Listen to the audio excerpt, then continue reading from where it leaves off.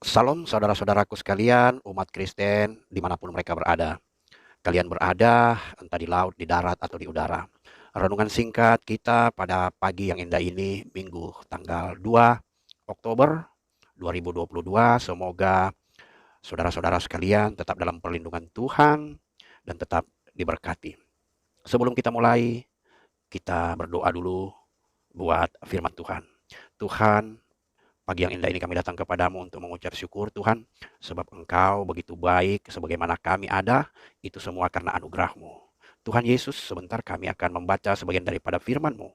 Biarkan firman-Mu itu dapat tertanam di dalam hati kami, dan terlebih juga Tuhan, kami bisa melaksanakan firman-Mu itu dengan pertolongan Roh Kudus-Mu.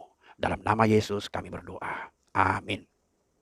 Saudara-saudara yang kekasih dalam Kristus, renungan singkat kita pada pagi hari ini kita ambil dari Lukas 9 ayat yang pertama sampai dengan ayat yang ke-10. Di sini topiknya adalah Sakius. Baiklah, kita akan bacakan.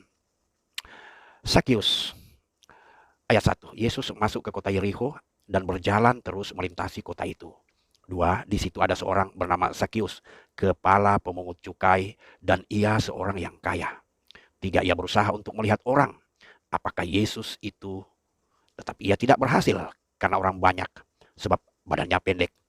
Maka berlarilah ia mendahului orang banyak, lalu memanjat pohon ara untuk melihat Yesus yang akan lewat di situ. Ketika Yesus sampai ke tempat itu, ia melihat ke atas dan berkata, Sakius, segeralah turun, sebab hari ini aku harus menumpang di rumahmu. Lalu Sakius segera turun dan menerima Yesus dengan sukacita. Tetapi semua orang yang melihat hal itu bersungut-sungut. Katanya, ia menumpang di rumah orang berdosa. Ayat 8. Tetapi Sakius berdiri dan berkata kepada Tuhan, Tuhan, setengah dari milikku akan kuberikan kepada orang miskin.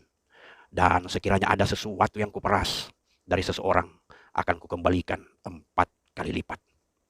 Kata Yesus kepadanya, hari ini telah terjadi keselamatan kepada rumah ini, karena orang ini pun anak Abraham. Sebab anak manusia datang untuk mencari dan menyelamatkan. Saudara-saudara, kalau kita melihat bacaan kita ini, kisah Sakius ini sangat menarik. Kenapa sangat menarik? Sakius ini adalah kepala pemungut cukai, tentunya dia seorang kaya. Dan dia tentunya sudah banyak kekayaan dia. Entah berapa orang yang dia peras. Bahkan kalau kita lihat akhir-akhir ini, bahwa kalau orang yang sudah kerja di bea cukai, kalau tidak kaya dalam 5 tahun, mungkin orang itu dianggap jujur atau orang yang bersih. Nah, kisah Sakius ini kita melihat betapa sering kita menghakimi orang-orang seperti Sakius di sekitar kita. Tetapi ingat, seberapa besar pun kekayaan kita, ada sedikit, walaupun hanya sedikit di dalam hati kita, masih ada ruang yang kosong yang perlu diisi. Dia membutuhkan Tuhan. Nah, tentunya Sakius juga begitu, tapi dia tidak tahu siapa yang dia butuh. Dia sudah mendengar tentunya di seluruh Yerusalem, di Israel, atau di manapun dia berada, bahwa Yesus ini bisa melakukan mukjizat. Dia sudah mendengar mukjizat menghidupkan orang mati. Dia sudah menyembuhkan orang sakit, lumpuh, buta, tuli. Tapi dia belum pernah bertemu. Tentunya dalam hatinya dia ingin bertemu. Nah, sekarang Yesus datang ke kota Yerikho tempat Sakius tinggal. Pernahkah Anda membayangkan bahwa kedatangan Yesus ini akan menginap di rumah Sakius? Apakah Sakius tahu? Tidak. Kenapa dia tidak tahu? Karena pada waktu Sakius naik ke pohon ara, tentunya hanya ingin melihat Yesus. Andaikan dia tahu bahwa Yesus akan menumpang di rumahnya, tentunya dia akan menyiapkan segalanya buat Yesus. Nah, inilah yang menarik. Tuhan tahu keadaan Sakius ini. Tuhan tahu Sakius butuh dia, butuh Tuhan. Oleh sebab itu, pada waktu Yesus masuk ke kota Yerikho, apa kata Yesus di dalam ayat yang kelima? Sakius, segeralah turun, sebab hari ini aku harus menumpang di rumahmu. Tentunya Sakius segera turun dan menerima Yesus dengan sukacita. Tetapi apabila ada satu pertobatan atau orang-orang bertobat, tentunya ada orang-orang lain yang ikut mencelah, membuli. Begitupun yang terjadi kepada Sakius. Lihatlah dalam ayat ke-7. Semua orang melihat hal itu bersungut-sungut. Bayangkan aja, semua orang menghakimi Sakius yang dianggap orang berdosa. Dan mereka mengatakan, Yesus menumpang di rumah orang yang berdosa. Tetapi ayat 8, inilah pertobatan daripada Sakeus. Dia berdiri kepada Tuhan. Tuhan, setengah dari milikku akan kuberikan kepada orang miskin. Dan sekiranya ada sesuatu yang kuperas dari seorang, akan kukembalikan 4 kali lipat. Jadi apa yang dia cari selama ini, bahwa kebahagiaan hidup kekal, Sakeus telah mendapatkan di dalam Yesus. Tentunya orang-orang yang menghakimi pada waktu itu terkejut.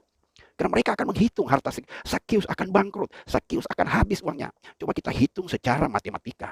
Andaikan dia misalnya punya kekayaan 100 juta hasil daripada penipuannya, kemudian setengahnya 50 juta, dia sudah bagikan kepada orang miskin. Dan sekiranya orang yang dia tipu itu juga banyak tentunya karena dia kaya, dan dia ganti kembalikan 4 kali lipat, tentunya saat itu juga Sakeus bangkrut. Tetapi apa yang dia bandingkan dengan harta yang dia berikan kepada orang miskin, dan kemudian dia mengganti 4 kali lipat yang dia peras, itu tidak sebanding dengan apa yang dia dapatkan, yaitu keselamatan yang kekal di dalam surga. Bagaimana dengan kehidupan kita? Apakah kita sudah menerima Yesus sebagai juru selamat agar supaya kita mendapat kehidupan yang kekal di surga? Harta di dunia ini fana. Harta di dunia ini tidak akan kekal. Kehidupan di dalam Yesuslah yang kekal. Kiranya firman kita pada pagi hari ini, minggu yang cerah, dapat memberikan siraman rohani di hati kita, agar supaya kita dekat dengan Tuhan. Dan barang siapa yang belum percaya, yang mendengar berita baik ini, percayalah bahwa Yesus adalah satu-satunya Tuhan dan Juru Selamat yang menyelamatkan setiap orang yang percaya. Dan ingat, saat ini masih ada waktu untuk percaya kepada Yesus. Pada hari penghakiman nanti, engkau tidak bisa lagi mengatakan bahwa Tuhan, tidak ada yang memberitakan kepada kami. Yesus adalah jalan keselamatan. Tuhan Yesus memberkati. Amin.